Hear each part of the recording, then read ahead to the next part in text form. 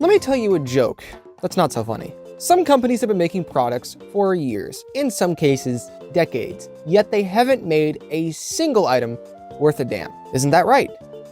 Microsoft.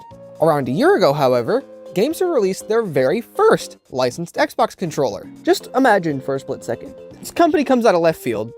First licensed Pro controller they make for Xbox. And it beats every single one you've ever made. Could you imagine the disappointment? Yeah, I can't imagine that, and it's giving me chills up my fucking spine. It's $20 cheaper than a stock controller, but it's twice as fast with 2 rear buttons and some clicky face buttons. Unlike most other devices at this price range, it also has its own dedicated software. Recently, the G7 got a special edition attached to it, which has Hall effect thumbsticks that are more resistant to stick drift than Don Fry is to getting knocked out. That same controller is getting an update to its software, so it's able to reach 1000 Hertz or 1 millisecond response time, also making it the fastest Xbox controller on the planet.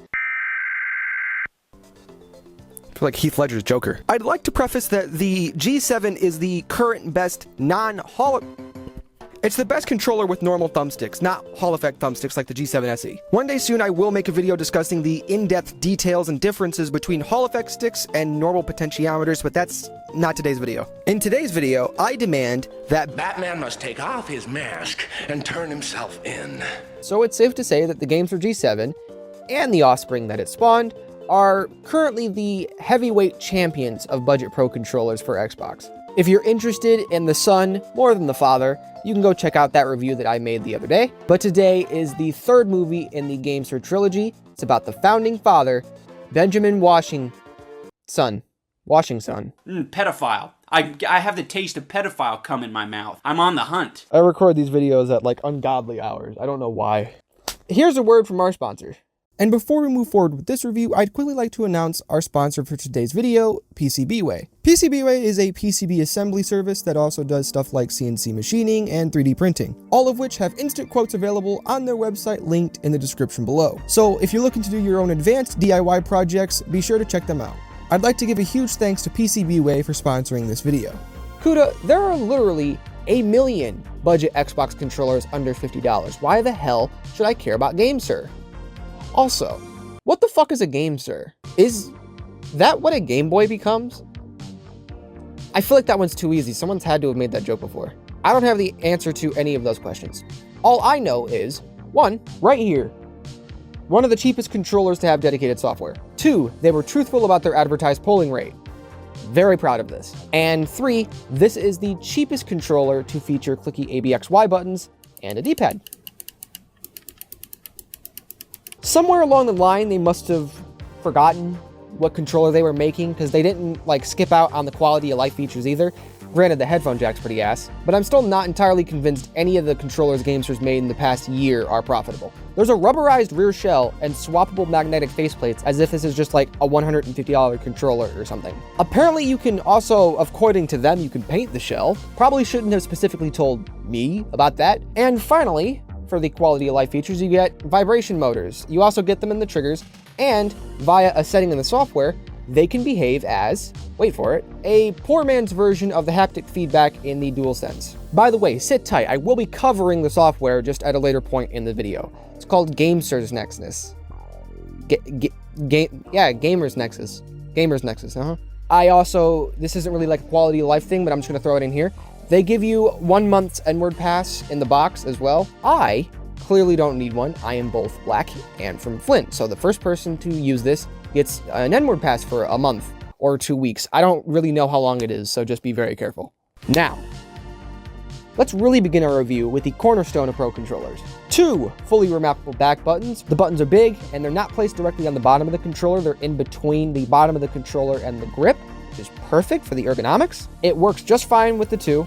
I know a lot of people are looking for 4, but it more than makes up for it in other areas. On the opposite side of the planet, the ABXY buttons are packing GameSir, or more precisely Kale's, crisp yet cushioned micro switches, which have a lifespan of 5 million clicks, a 0.6mm actuation distance, with 60 plus 10 girlfriends, 70 hoes, my nigga? The buttons are precisely as described. They're very crisp, but they do have a bit of travel distance because of the dampener that they have. So they're not as quick as like the eSwap X ABXY buttons or the Razer Wolverine Ultimate ABXY buttons. It is, however, worth mentioning these switches come in a controller that's a fraction of the price of either of those. The D-pad also has some pretty tactile tendencies, but it's not the same response you get from the ABXY buttons. It's a bit shorter, and it's very stable, but it's not nearly as loud.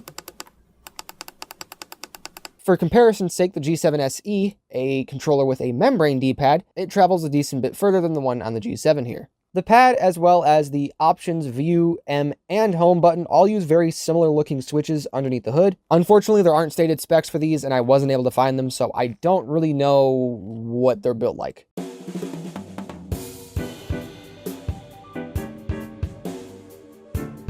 They feel much more obligated to give us like statistics on like the Thumbsticks. Algorithm optimized ALPS joysticks with 0 fluctuation, 0 deviation, delivering 360 degrees of shut the fuck up. Y'all always do this. You make these big claims and then you did something, but it was never what you guys claimed you'd done. The circularity error is 0%, providing you don't use the raw mode and expose the 10% circularity error, which is very average for ALP sticks. The sticks feel very, very nice, especially when you lower the inner dead zone in the software. They're nice, but they aren't tuned to the degree that like Thrustmaster's NXG mini sticks are, which is kind of how they made it sound. Those are still definitely the best feeling ALP sticks, in my opinion, aside from the PlayStation controllers, obviously. But even those feel better than this. And apparently they're the same exact thumbsticks, so the only advantage these have over the NXG sticks are the anti-friction rings feel way smoother, and KontrolFreeks work a lot better, but they do need to be PlayStation in order to work properly. It's crazy that I'm able to make such comparisons. Clearly the G7 punches well above its weight. The eSwap X, for example, is over 3 times the price, and it has these media options that aren't too dissimilar from what's available on the G7. The M button allows you to remap the rear buttons, adjust the volume, only for your headset though, not for like Windows or anything. And you can even activate hair trigger dead zones with ease. Although I don't recommend you do this. Set the dead zones yourself in the software. The dead zones GameSir has set up are just, the hair trigger mode will stop working the second the trigger goes in the other direction. So if you set it in the GameSir's Nexus Gamer's Nexus, it's gonna, yep, I'm calling it Gamer's Nexus. If you set it in the Gamer's Nexus software yourself, it'll work better. The Gamer's Nexus software is pretty solid. You can make 3 profiles, but I don't think you could swap to them on the fly, which is a bit of a bitch. And those profiles have full button remapping, adjustable trigger and thumbstick dead zones. GameSir even found a way to make the vibration settings worth mentioning. Like, dude, leave some features for the rest of us to copy and then claim that we made. Like this forced trigger vibration shit, where like the more you press the trigger, the more the vibration, intensifies. It's pretty gay, but it's cool that they're trying shit. No one else is trying new shit. All these companies are more insecure than anyone born post 2008.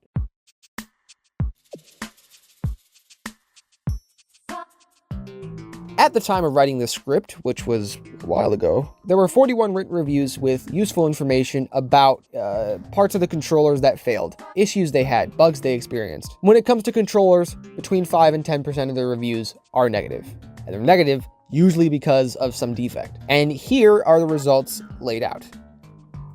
Yes, 14 of the 41, so a third, are negatively talking about the triggers specifically, which is very, very worrying. And 26% stated a negative issue, basically saying either the controller died or had some type of connection issue or USB issue, all 3 of which I'm pretty sure are related, so I grouped them all together. And a quick note, out of the 14 trigger issues, I believe 9 or 10 of them specifically mentioned that the triggers got sticky as well, which is probably due to the cheap adhesive foam that they had installed for dampening so the controller doesn't make that tick, tick, tick, tick, tick sound when you hit the triggers. Again, the 11 connection issues are probably something to do with the USB port or the motherboard. 4 reports the ABXY buttons failed. Very surprising with your 5 million click lifespan. 5 squeaky or noisy stick complaints, although there's not that many stick drift complaints, weirdly. Some people also took issue that it didn't connect to a smart TV or the Steam Deck at some, different chance points in time. I think it does work with the Steam Deck now, although I could be wrong. Although I will state this, even in the negative reviews, even in some of the really negative reviews, people always seem to praise the G7 on its quality. They always say it feels amazing. The star rating on some of these websites, a little fishy, and maybe be wary of the triggers. But overall, this isn't much worse than like a Powerade controller, so there's no real, problem here. And this shit is like definitely the lesser of 2 evils.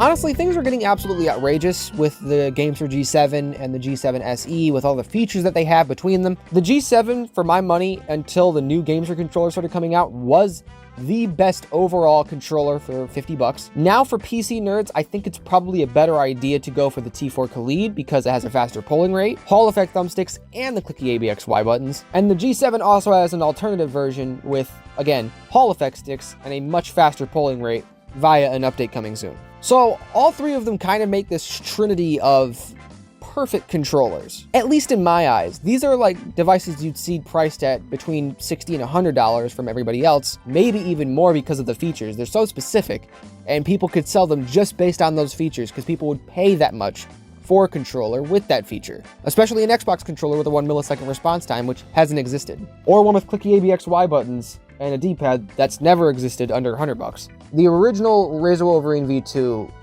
did beat this there, but that controller sucked. And honestly, the original reason I wanted to make this video was for this point, and that's why, like, all three of these videos, I knew they were going to be similar, but the G7 was the first one that really illustrated to me the insanity of the profits these companies have to be making. The G7 is built more like an $80 to $100 controller, and even then, take the Victor's Gambit, for example. At $100, it feels nowhere near this good and this complete. The rubber on the back, the feel of these quality plastics, nothing feels cheap and thin and flimsy. Then you add things like software on top of that, and you really just wonder how these people are making any money. But then it occurs to you that it's not that they're sacrificing all of their profits, it's that they were making so much profit in the first place that they can afford to do these things. And if they can afford to do these things, we've been getting fucked over for a very long time. Controllers have been pretty dog shit compared to what they could be. And I think a video I have coming up very soon will illustrate this very nicely. I'm not going to say what it is here. I don't want people stealing my shit. Currently for Xbox players, G7 and the T4 Khalid are your best bet, but if you don't want a wireless, or if you need a wireless option, my bad. Shit. I have one or two controllers I'll be reviewing here soon that are wireless. Keep an eye out. This has been the third installment of the GameSir trilogy. I will see you guys back here soon with, I don't know, some custom controllers or something. I don't know. It'll be fun. You should like and subscribe, though. I heard that was, like, good luck or something. Yeah. So I forgot to talk about the giveaway. Yeah. It was going to be the 31st. This video's late, so August 4th. I'm doing a giveaway for a G7. All you have to do is type hashtag G7 down in the comment section. Super easy. The one for the T4K ended 12 minutes from now, so you can't enter the T4K giveaway, but the G7 giveaway is there. It'll be there for the next 4 days. I still don't have an outro, so again, here's an Instagram clip or whatever. Now, try pronounce this word. Tuesday. Tuesday. Tuesday. That's what you fucking sound like. You sound like a fucking bitch. What? Yeah, fuck you. What? Fuck this guy. What the fuck was that? I sounded fine.